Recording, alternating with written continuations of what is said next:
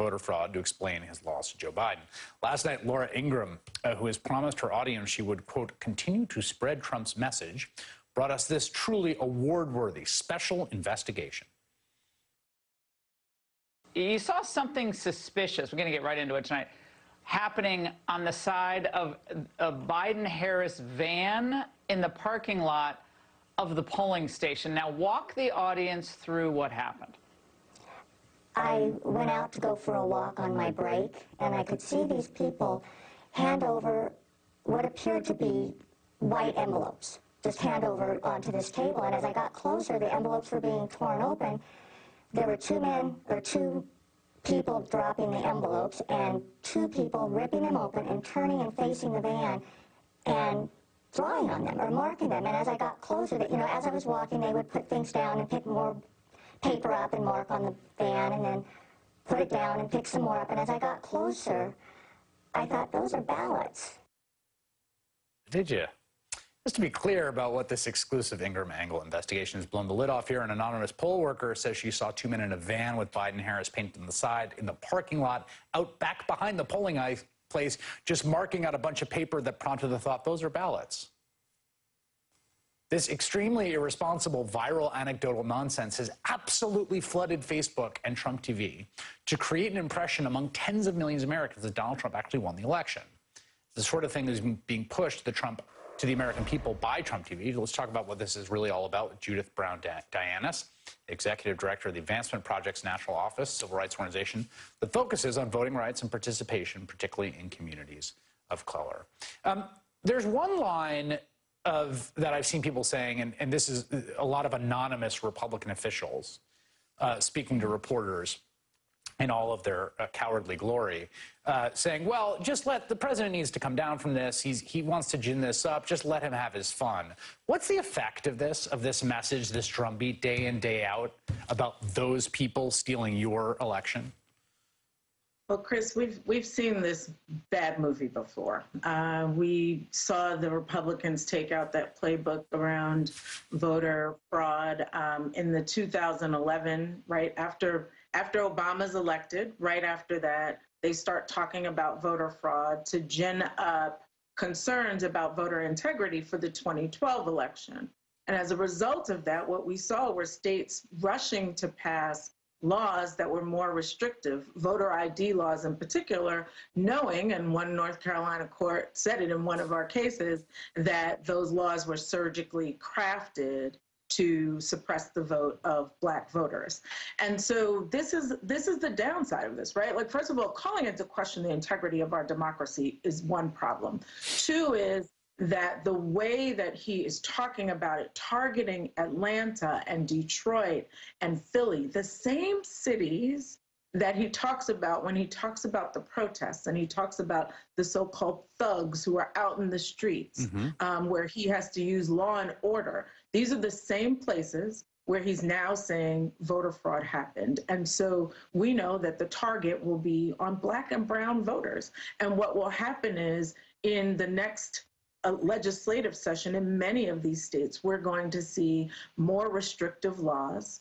We're going to see it making it harder to vote for particular groups of people. I'm sure mail-in ballots will be, the whole process around mail-in voting is going to be harder. And here's the thing is, the reason they're also going to do that is because we had almost 160 million people who voted. And they know when we vote, we win.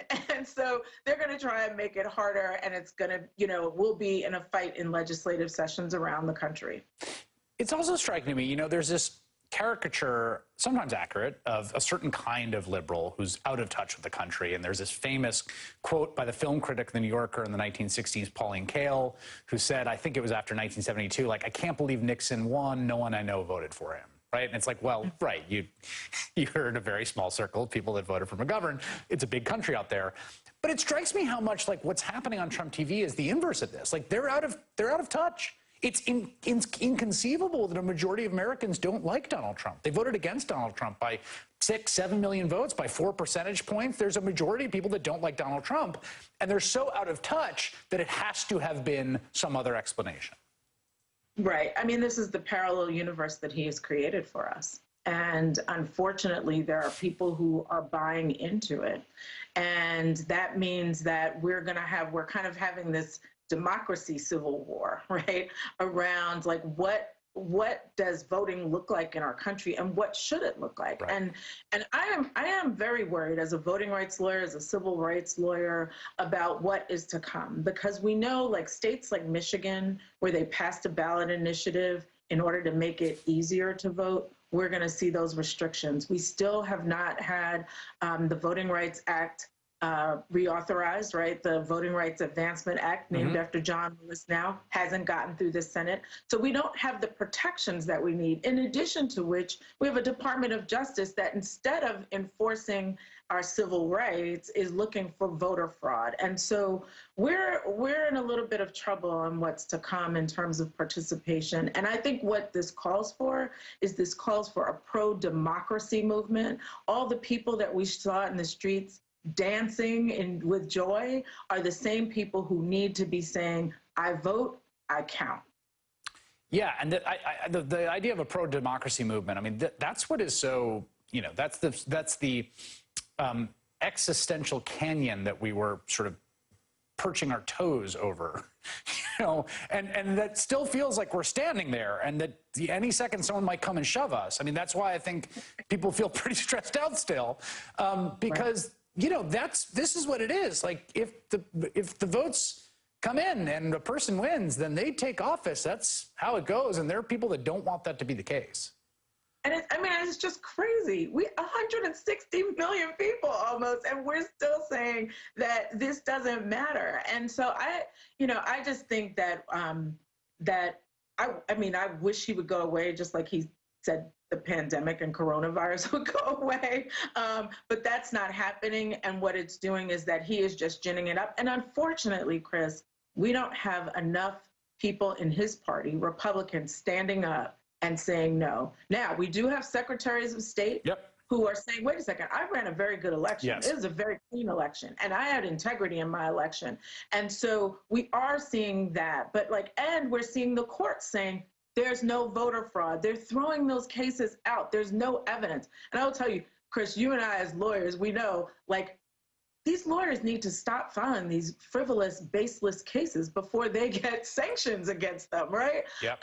Because there is no there. And so Americans need to start shouting from the rooftops, I voted, I count, this election matters. 160 million people had their say, and we are not going backwards. All right. Judith Browne Dianis, thank you so much. Always great to talk to you.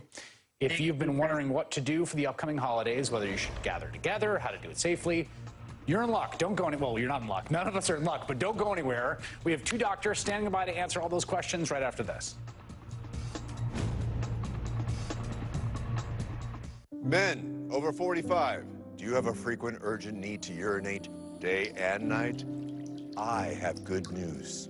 Presenting the UroLift system, an outpatient treatment that simply reopens the channel to increase flow with no cutting. Yes. Most side effects are mild to moderate. Serious bleeding and infection events are rare. Visit urolift.com. Ask your urologist about UroLift or call 800-869-9700 today.